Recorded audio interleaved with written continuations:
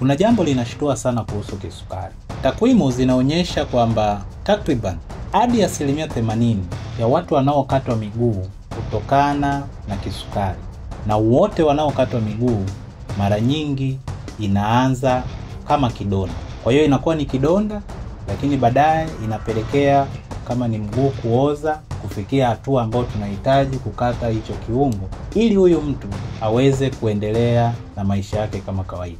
Ni muhimu sana kufahamu madhara yanayotokana na kisukari ili uweze kuwa kwenye hatua nzuri sana ya kuweza kupambana nazo kama tayari zipo. Hii ni The Catalog Podcast. Karibu ujifunze zaidi kuhusu kisukari.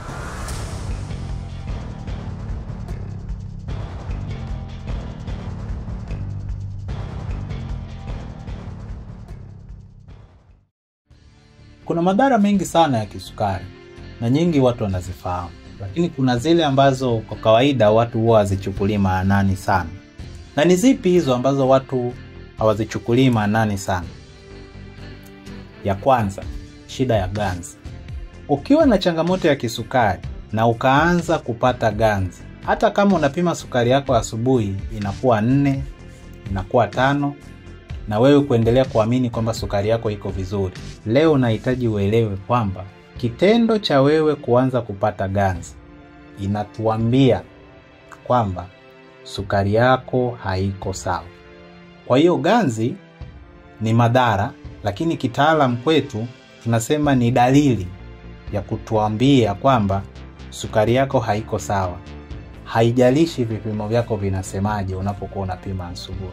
Sasa ganzi ni kati ya zile madhara makubwa sana ya kisukari ambayo tunazichukulia kawaida, lakini mwisho wa siku madhara yake yanakuwa ni makubwa sana kuliko ambavyo tunafikiria.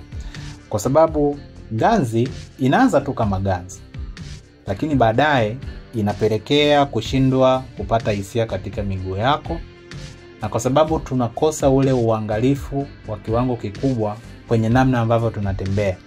Ukishakosa kuhisi tu kwenye miguu, ni rahisi kukanyaga kitu chochote ambacho kina ncha kali au ukajikwaa kwenye kitu ambayo ikapelekea ukapata kidonda. Kati ya marafiki wakubwa ni kidonda na kisukari. Hawa jamaa wakishakutana pamoja, kuwatenganisha inakuwa ni kipengele kikubwa. Na ndio maana mtu akishapata shida ya kisukari na akapata kidonda, hasa katika maeneo ya miguu, inakuwa ni vigumu sana kuweza kupona kwa haraka. Na lazima huyo mtu afanye jitihada kubwa kuhakikisha kwamba kile kidonda kinapona. La sivyo, huwa inapelekea kidonda kuendelea kuwa kikubwa na huwa kina tabia ya kuoza. Kwa kadri inavyoendelea kuoza na inaendelea kukua, inapelekea kama ilikuwa imeanza labda kwenye kidole chote kinaoza. Mwisho wa siku tutahitaji kukikata. Baada ya pale kidonda kikiendelea, unakuta inafika mpaka kwenye maeneo ya enka, inabidi tukate. Ikiendelea inafika hadi kwenye level ya magoti, inabidi tukate. Na hivyo ndivyo ambavyo watu wenye shida kisukari ambao wanapata shida za ganzi wanakatwa miguu kiurahisi kiasi hicho. Kwa hiyo ni ganzi tu kawaida, tumezoea inaanza tu kama ganzi, tunachukulia tu kawaida, tutaenda hospitalini, naomba dawa ya ganzi. Kutumia dawa ya ganzi peke yake sio solution ya kukusaidia kuweza kuepuka madhara ya ganzi.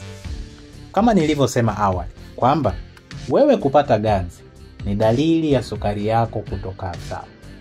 Kwa hiyo hatua ya kwanza ya wewe kusaidia ganzi yako iweze kukaa vizuri ni kudhibiti sukari iweze kukaa vizuri, ili kutupunguzia sasa hatari ya ganzi kuendelea kuwa kubwa na wewe kupata majeraha miguuni na kutengeneza vidonda, na hatimaye tukafika kwenye hizo hatua za kukata miguu ambazo hatutaki kufika huko.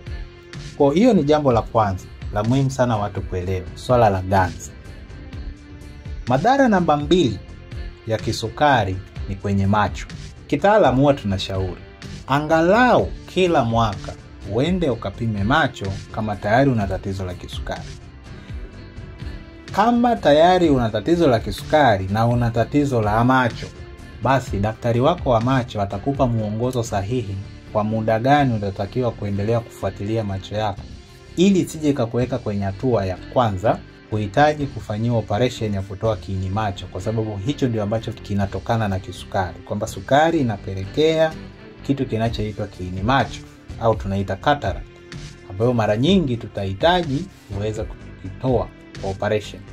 Lakini pili, unaweza kuwa haujafika kwenye hatua ya kupata kiini macho, lakini inapelekea uonaji hafifu kadri ya muda unavyozidi kwenda. Kufuatilia macho yako kila mwaka kama hauna shida hiyo, au kama tayari una tatizo, kufuata muongozo uliopewa na daktari wako inakuwa ni jambo la muhimu sana na jambo la busara sana kuweza kukusaidia kuwa na afya bora. Madhara namba 3. Ukiachana na changamoto ya pressure, kisukari pia ni sehemu ya sababu inayoweza kupelekea figo yako kushindwa kufanya kazi vizuri. Madhara kwenye figo watu wanafikiria sana pale wanapokuwa na shida ya pressure. Lakini wanapokuwa na shida ya kisukari mara nyingi huwa haipo kichwani. Lakini ni muhimu sana, na ndio maana nilisisitiza kwamba kila baada ya miezi 3 ni muhimu wewe kufanya kipimo cha figo ili kuangalia maendeleo yake. Kwa sababu sukari inapokuwa haipo katika ufasaha wake, ni rahisi sana kupelekea figo zako kushindwa kufanya kazi, na hiyo itasababisha afya yako kuzorota zaidi. Kwa sababu figo isipofanya kazi vizuri, manake kinachofuata either ni dialysis au ufanyiwe transplant, kwamba tukutafutie figo nyingine tuweke ili maisha yako yaweze kuendelea. Madhara namba 4. Hizi ni zile ambazo watu wanazifahamu, wamezizoea. Ukishakuwa na shida ya kisukari, inakuweka kwenye hatari ya kupata matatizo ya moyo. Na ndio maana nilisema kwamba kila baada ya miezi 3 lazima tufanye ECG, na kila baada ya miezi 6 ni muhimu kufanya kipimo cha echo ili tuweze kujua moyo kama inaendelea vizuri au la. Complication nyingine, kiharusi au tunaita stroke. Kama ambavyo sukari inakuweka kwenye hatari ya kupata shambulio la moyo, vivyo hivyo sukari inakuweka kwenye hatari ya kupata kiharusi au kupata stroke.